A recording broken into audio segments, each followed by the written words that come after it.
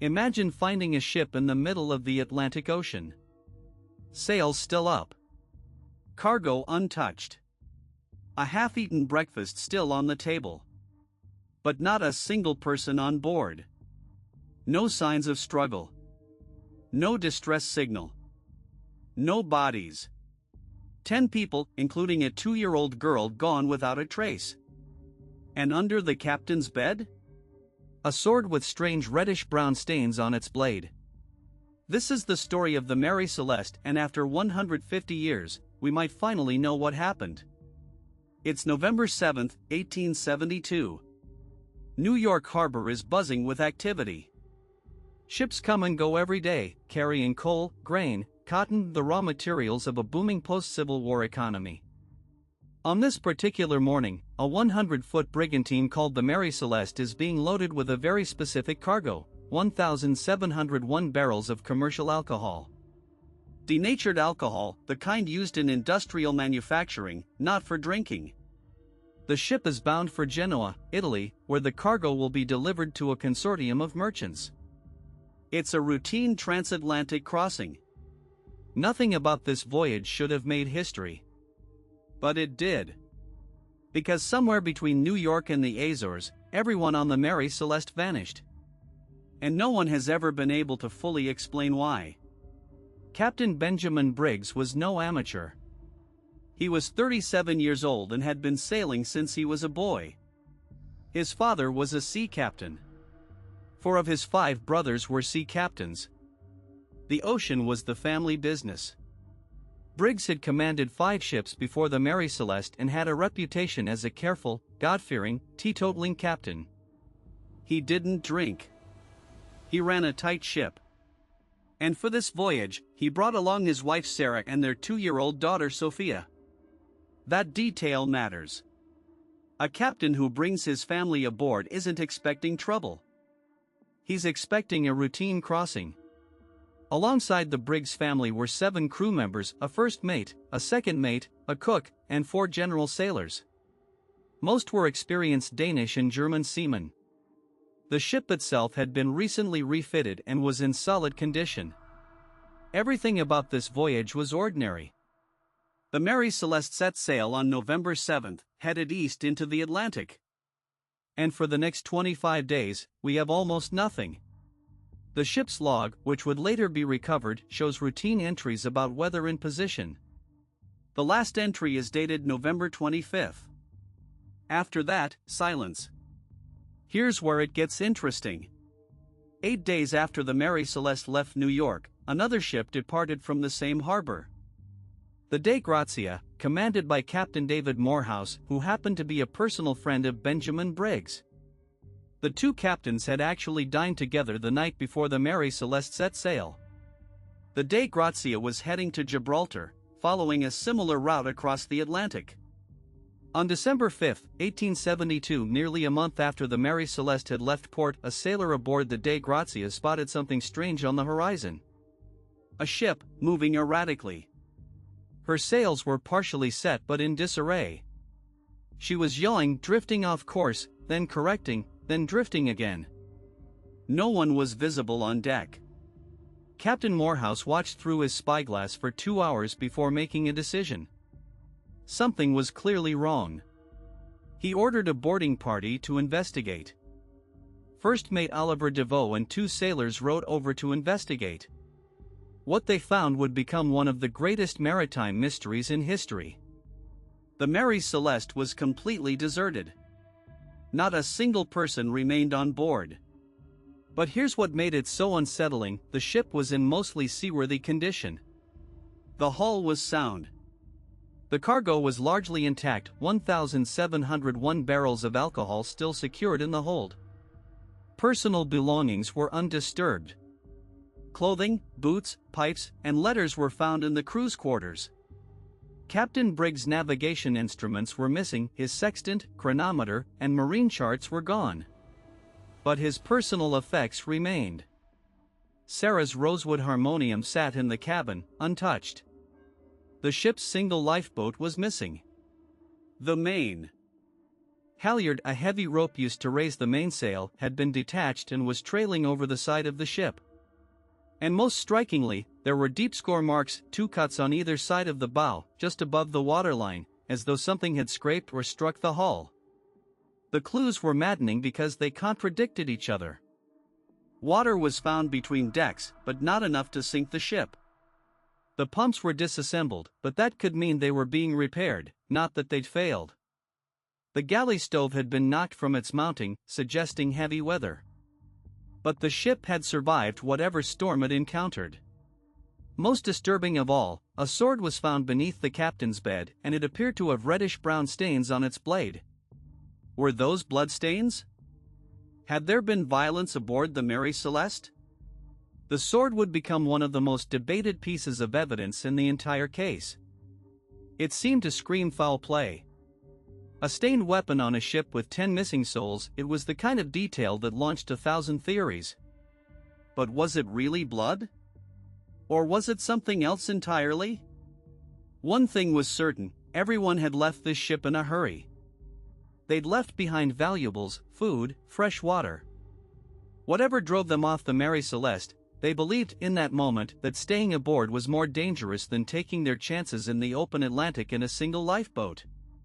The Mary Celeste was towed to Gibraltar, where a formal investigation was launched by the British Vice Admiralty Court.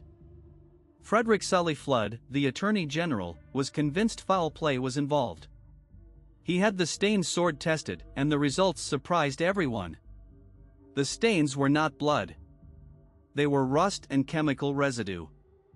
The sword had simply corroded. Sully Flood was unconvinced and pushed for a 3-month investigation, but ultimately no evidence of violence was ever found. The crew of the Dei Grazia received a salvage award, though a suspiciously small one, and the Mary Celeste was released back to her owners. The case was never officially solved. So what happened? Let's start with the obvious theory, piracy. In the 1870s, pirates still roamed certain parts of the Atlantic. Could raiders have boarded the Mary Celeste, killed everyone aboard, and thrown the bodies overboard?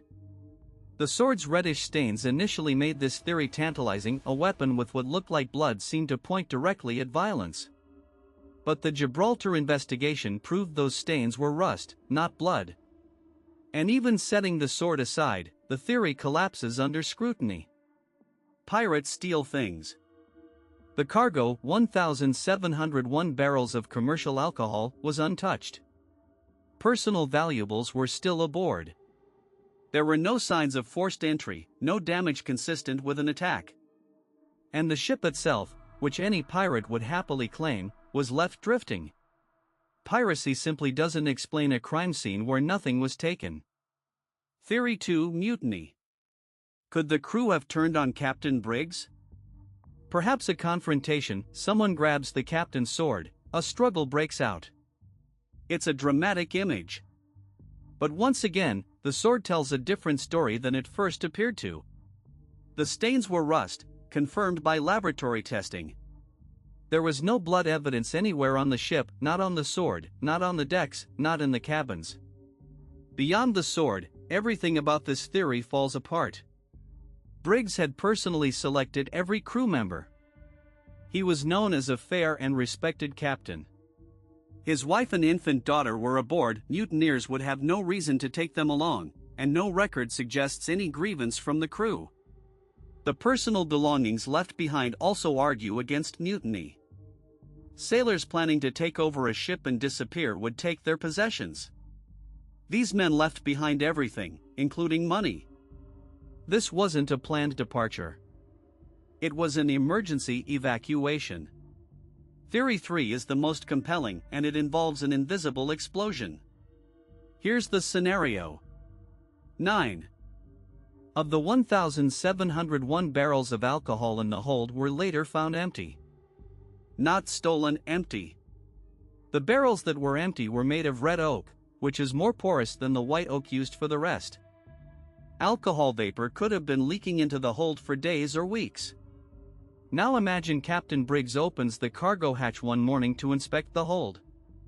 A rush of concentrated alcohol vapor escapes. Maybe a crewman is nearby with a lantern. There's a sudden, massive whoosh, a pressure explosion of ignited vapor.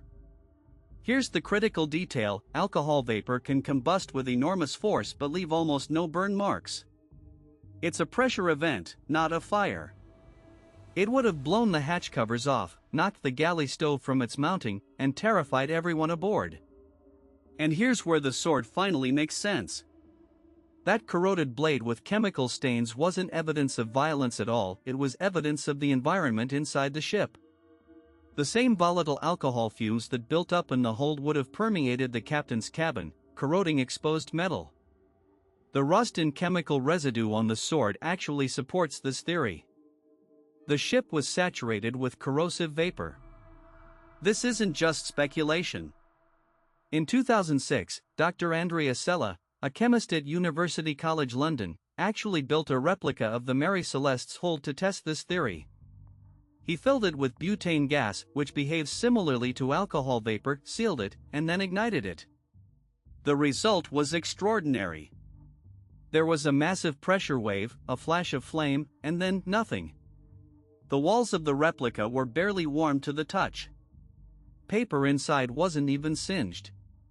It was exactly the kind of event that would terrify a crew into abandoning ship: a thunderous explosion and a wall of flame rushing out of the hold, while leaving almost no physical evidence behind.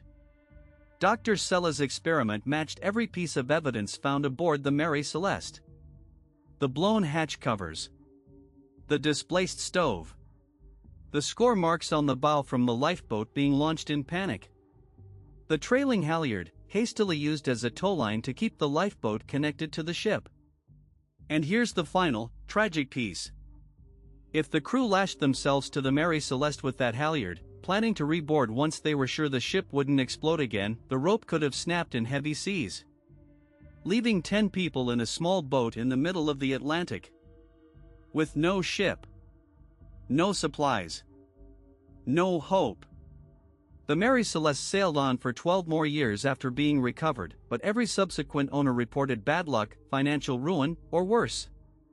The ship changed hands 17 times before her final captain, Gilman Parker, deliberately wrecked her on a reef in Haiti in 1885, trying to collect on a fraudulent insurance claim.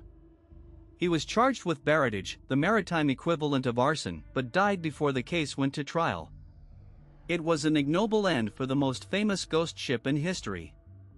We'll probably never know with absolute certainty what happened to Benjamin Briggs, his wife Sarah, baby Sophia, and the 7 crewmen. The ocean keeps its secrets. But the vapor explosion theory, supported by Dr. Sella's experiment, the chemical evidence on that corroded sword, and every single clue found aboard the ship, remains the most scientifically credible explanation we have. 10 people didn't vanish because of pirates, sea monsters, or the supernatural.